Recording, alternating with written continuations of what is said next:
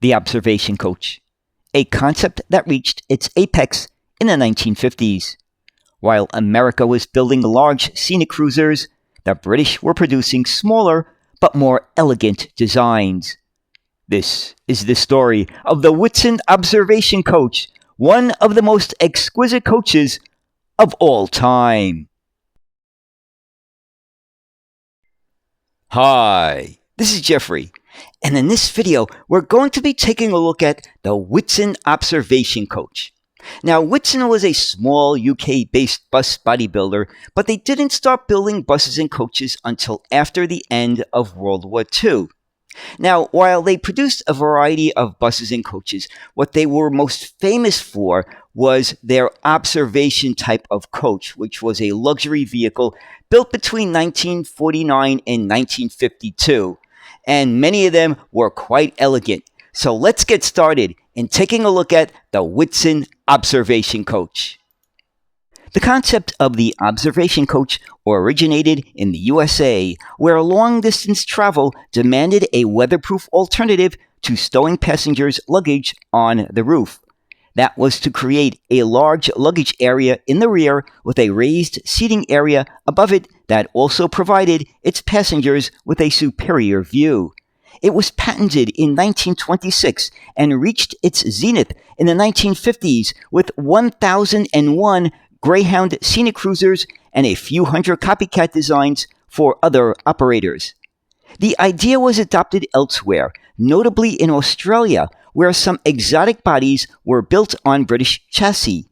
A handful of British operators embraced the idea in the two pre-war decades, notably London-based Bluebell coaches. So did London Transport, which in 1936 bought 8 Leyland Cubs with Park Royal observation bodies for its service linking mainline railway termini. But the manufacturer in the UK that was to shake up this segment of the coach market was James Whitson and Company.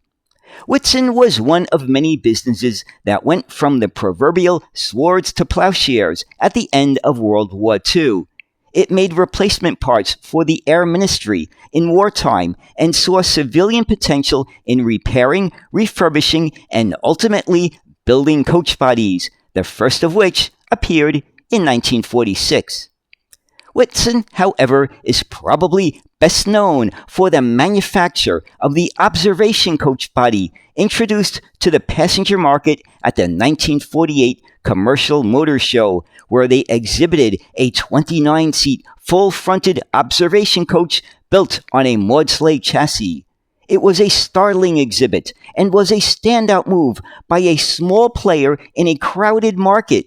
It seated 16 on the lower deck with 13 on the short upper rear deck, with an extra-large luggage compartment.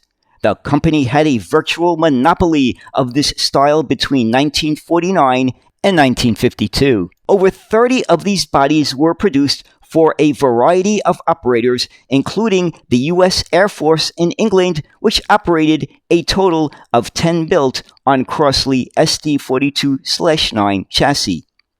Whitson's built bodies for the following chassis between 1948 and 1952, which were number 1, 7 Maudsleys, number 2, 5 AEC Regal 3s, number 3, 5 front-engine Fodens, the first of which was shipped to an exhibition in New York in 1950 and came back with an order of number 4, 10 more for the U.S. Army Air Force in England on Crossley chassis.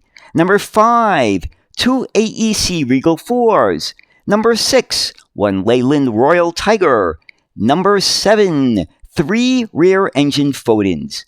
In total, 33 Whitson observation coaches were built. The 10 constructed for the U.S. Army Air Force were known to have been used at RAF Burtonwood and were not British registered.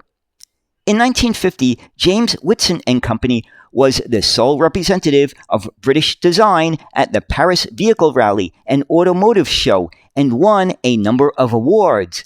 The vehicle, a Foden rear-engine coach with Whitson bodywork, was a 39-seater and was entered by the bodybuilder.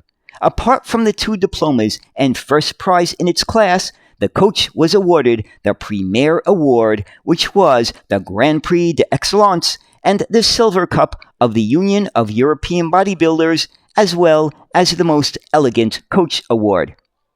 Around 1952, the company assembled some bodies for the Sentinel Integral Single Coach Vehicle, using panels supplied by Sentinel, which resulted in the company's own Grand Prix-style center entrance body for the underfloor engined chassis then being produced.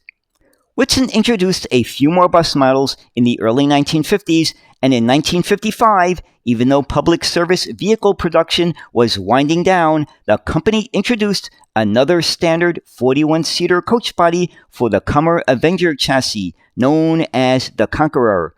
Whitson gave up on coaches soon after. It built Green Goddess fire engines and then turned to glass fiber, making bodies and components for cars and taxis, even roof domes for London Transport's prototype Routemasters, before going out of business in 1975. Unfortunately, it appears probable that none of the observation coaches were saved for preservation.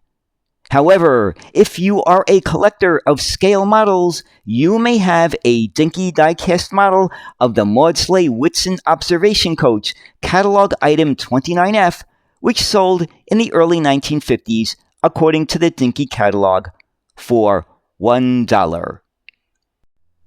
So, there it is, the story of the Whitson Observation Coach, probably one of the most elegant types of buses or coaches ever built.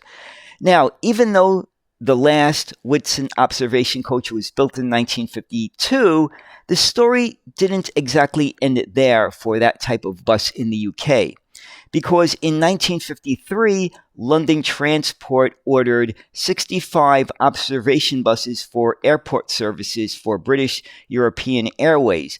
Now, these buses or coaches were of the observation variety, but they weren't exactly the same. They did have a raised seating area in the back, but the height of the bus was consistent from the front to the back. So it really wasn't exactly the same type of an observation bus.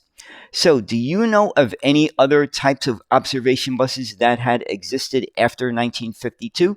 Let us know. Or do you own a dinky Whitson Observation Coach model? And if you do, let us know as well. So anyway, I hope you enjoyed this look at the Whitson Observation Coach. And as always, thank you so much for watching and have a great day. Bye.